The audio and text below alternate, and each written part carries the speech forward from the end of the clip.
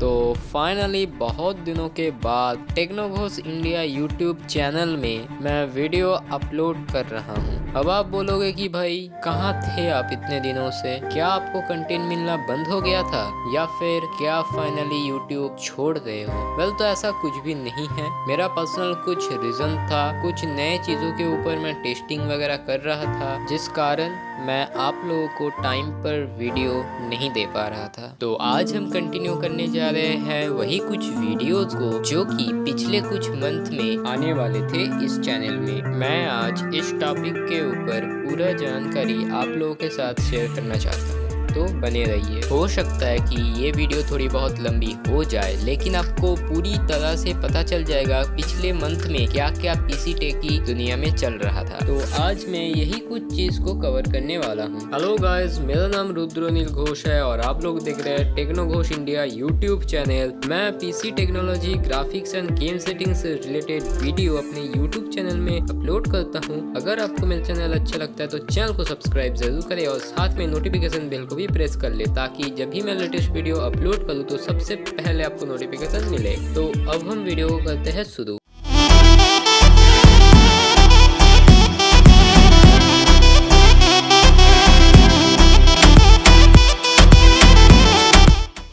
तो सबसे पहले हम बात कर लेते हैं नए खबर के बारे में जो कि AMD की तरफ से आ रहा है। उसके बाद हम डिस्कस करेंगे जो इंटेल के नए जनरेशन के प्रोसेसर यानी कि 12 जनरेशन के प्रोसेसर लॉन्च हुए थे उसके कुछ फीचर्स के बारे में, एंड उसके ऊपर मैंने डेडिकेटेड वीडियो नहीं बनाया था, तो वो वीडियो भी मैं इस वीडियो में इंक्लूड करूंगा। पहले हम बात कर लेते हैं हमारा रेड टीम यानी कि AMD Ryzen के ऊपर। जैसे कि आपको पता चल ही चुका है कि इंटेल ने अपना 12 जनरेशन का जो प्रोसेसर है वो फाइनली लॉन्च कर दिया है इंडिया में। उसी के टक्कर में AMD ने अपना 6 एंड 7 जनरेशन का प्रोसेसर बहुत ही जल्दी इंडिया में लॉन्च करने वाला है। ऐसा बताया जा रहा है AMD की तरफ से कि ये जो 6 जनरेशन का प्रोसेसर है ये लैपटॉप बेस्ड प्रोसेसर होने वाला है, एंड जो 7 जनरेशन का प्रोसेसर है वो डेस्कटॉप बेस्ड प्रोसेसर होने जा रहा है। अब हम बात कर लेते हैं इन दोनों प्रोसेसर की बेहतरीन कुछ फीचर्स के बारे में। ये जो 7 जनरेशन के प्रोसेसर है वो 5 नैनोमीटर के ऊपर बेस्ड है, और ये जो प्रोसेसर है ये जेन आर्किटेक्चर 5 के ऊपर बेस्ड है। इसमें DDR5 का भी सपोर्ट आपको देखने के लिए मिल जाएगा, और इसका जो सॉकेट यूज हो रहा है वो है LGA 1718 सॉकेट। और सबसे बड़ी बात, जो इसका ग्राफिक्स यूनिट है वो भी बदल दिया गया है इन दोनों प्रोसेसर में। पहले जो ग्राफिक्स यूनिट यूज होता था वो रेडियन वेगा ग्राफिक्स यूज होता था, लेकिन अभी उसको हटा के RDNA ग्राफिक्स यूज कर रहा है। अब बात कर लेते हैं हम 6 जनरेशन के प्रोसेसर के बारे में।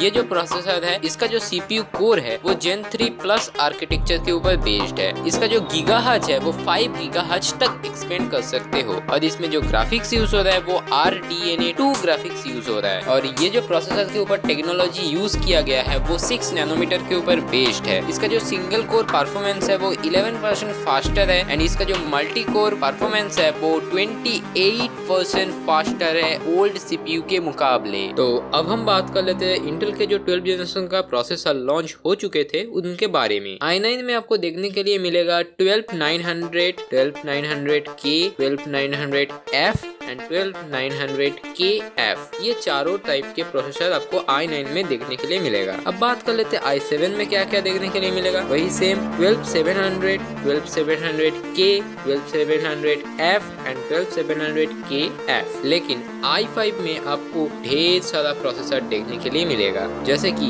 i5 में 12600, 12600K, 12600KF, 12500, 12400, 12400F ऐसे प्रोसेसर देखने के लिए मिलेगा। अब बात कर लेते हैं i3 में। तो i3 में आपको देखने के लिए मिलेगा 12300, 12100 एंड 12100F। अब बात कर लेते हैं इन प्रोसेसर के फीचर्स के बारे में। तो सबसे पहले मैं i9 से शुरुआत करता हूँ। तो i9 में आपको जो 12900 है उसमें देखने के लिए मिलेगा 16 कोर और 24 थ्रेड। 16 कोर में आपको देखने के लिए मिलेगा 8 performance core and 8 efficiency core. इस प्रोसेसर का 30 MB L3 कैश मेमोरी है, और अगर बात करें L2 कैश मेमोरी यानी कि टोटल कैश मेमोरी का, तो वो 14 MB है। इस प्रोसेसर का मैक्सिमम टर्बो फ्रीक्वेंसी जो है वो 5.10 गीगाहर्ट्ज है। और अगर बात करें P एंड E कोर की, तो P कोर का जो बेस है वो 2.40 गीगाहर्ट्ज है एंड पी कोर का जो टर्बो फ्रीक्वेंसी है वो 5 गीगाहर्ट्ज है। ई कोर की बात करें तो ई कोर का जो बेस है वो 1.80 गीगाहर्ट्ज है एंड ई कोर का जो टर्बो है वो 3.80 गीगाहर्ट्ज है। बात करें इसकी बेस पावर एब्जॉर्ब करने की वो है 65 वाट, लेकिन अगर इसका टर्बो पावर एब्जॉर्ब की बात करें तो 202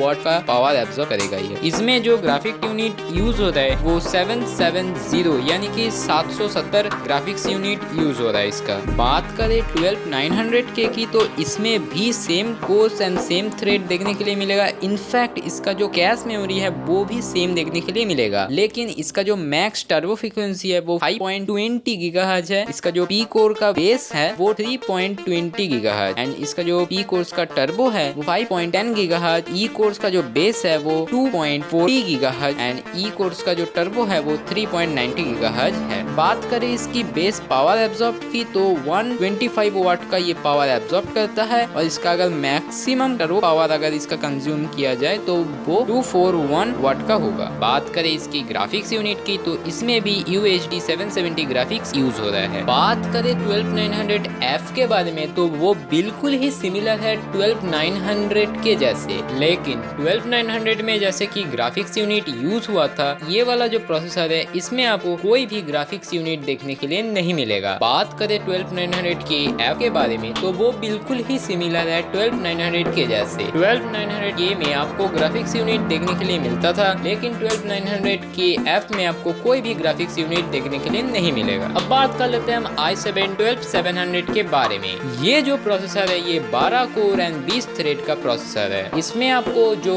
L3 कैश मेमोरी है वो 25 MB देखने के लिए मिलेगा एंड जो टोटल कैश मेमोरी है या फिर L2 कैश मेमोरी है वो 12 MB देखने के लिए मिलेगा। अच्छा, इसमें जो 12 कोर यूज हो रहा है ना, इसमें से 8 परफॉर्मेंस कोर है और 4 एफिशिएंसी कोर है। इसका जो पी कोर बेस है वो 2.10 गीगाहर्ट्ज है। इसका पी कोर जो टर्बो है वो 4.80 गीगाहर्ट्ज है। बात करें इसकी ई कोर बेस के तो वो 1.60 गीगाहर्ट्ज है। ई कोर टर्बो की बात करें तो वो 3.60 गीगाहर्ट्ज है। इसका पावर एब्जॉर्ब करने की जो क्षमताएं है नॉर्मल वाला बेस वाला वो 65 वाट है और इसका मैक्स टर्बो पावर एब्जॉर्ब करने की जो क्षमताएं हैं वो 180 वाट है और इसमें जो ग्राफिक्स यूनिट यूज हो रहा है वो UHD 770 ग्राफिक्स ही यूज हो रहा है। बात करें 12700K को तो ये भी 12 कोर एंड 24 थ्रेड का प्रोसेसर है। इसमें जो मैक्स टर्बो फ्रीक्वेंसी है वो 5 गीगाहर्ट्ज है। इसमें जो पी कोर्स का बेस है वो 3.60 गीगाहर्ट्ज है।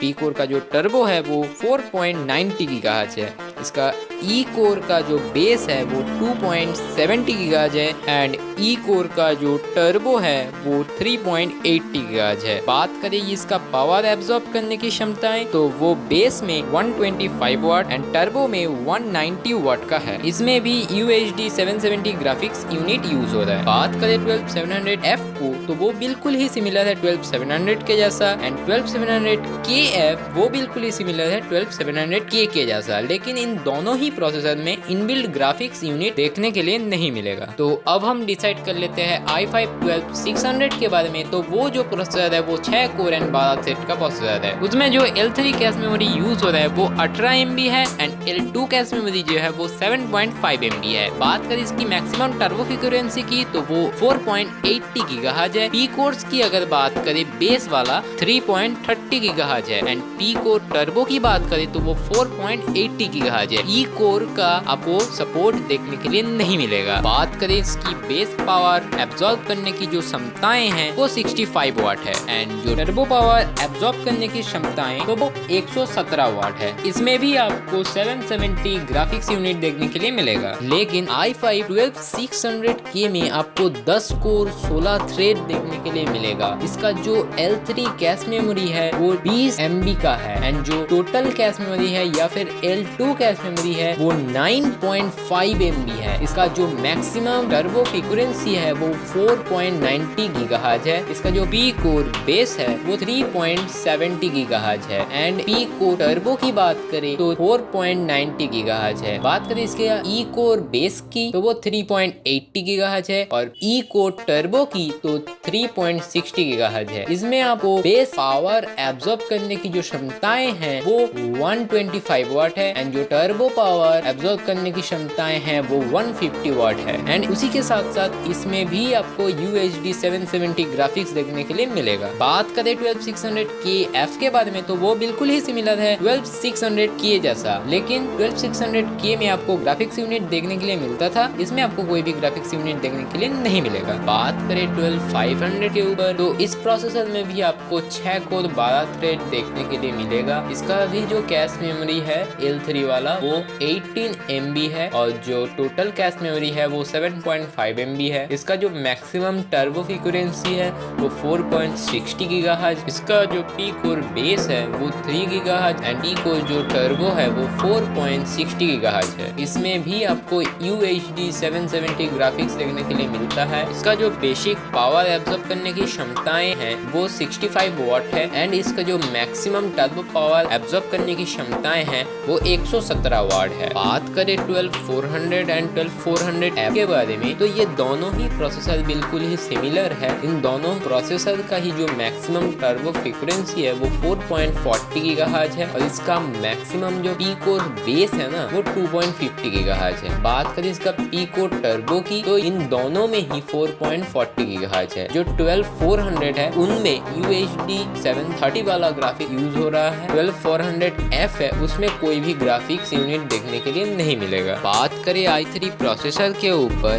तो इन सारे ही प्रोसेसर में आपको 4 कोर एंड 8 थ्रेड देखने के लिए मिलेगा। इन सारे ही प्रोसेसर में आपको L3 कैश मेमोरी 12 MB देखने के लिए मिलेगा एंड L2 कैश मेमोरी जो है वो 5 MB देखने के लिए मिलेगा। बात करें 12300 के मैक्सिमम टर्बो फ्रीक्वेंसी के बारे में तो वो 4.40 GHz। बात करें पी कोर बेस की तो वो 3.50 GHz देखने के लिए मिलेगा। बात करें पी कोर टर्बो की तो वो 4.40 GHz देखने के लिए मिलेगा एंड इसमें जो पावर एब्जॉर्ब करने की क्षमताएं हैं बेसिक वाला वो 60 वाट है एंड जो टर्बो पावर एब्जॉर्ब करने की क्षमताएं हैं वो 89 वाट है। बात करें इसमें ग्राफिक्स यूनिट कौन सा यूज हो रहा है तो इसमें भी आपको UHD 730 ग्राफिक्स यूनिट यूज हो रहा है। बात करें 12100 एंड 12100F के बारे में तो ये दोनों ही प्रोसेसर बिल्कुल ही सिमिलर है। बेसिक पावर एब्जॉर्ब करने की क्षमताएं है ना वो 12100 में 60 वाट है लेकिन 12100F में 58 वाट है। लेकिन इन दोनों में से सिर्फ 12100 में आपको ग्राफिक्स यूनिट देखने के लिए मिलता है लेकिन 12100F में कोई भी ग्राफिक्स यूनिट देखने के लिए नहीं मिलेगा। बात करें इन सारे 12 जनरेशन प्रोसेसर के मेमोरी स्पीड के बारे में तो वो DDR4 में 3200 MHz एंड DDR5 में 4800 MHz तक देखने के लिए मिलेगा।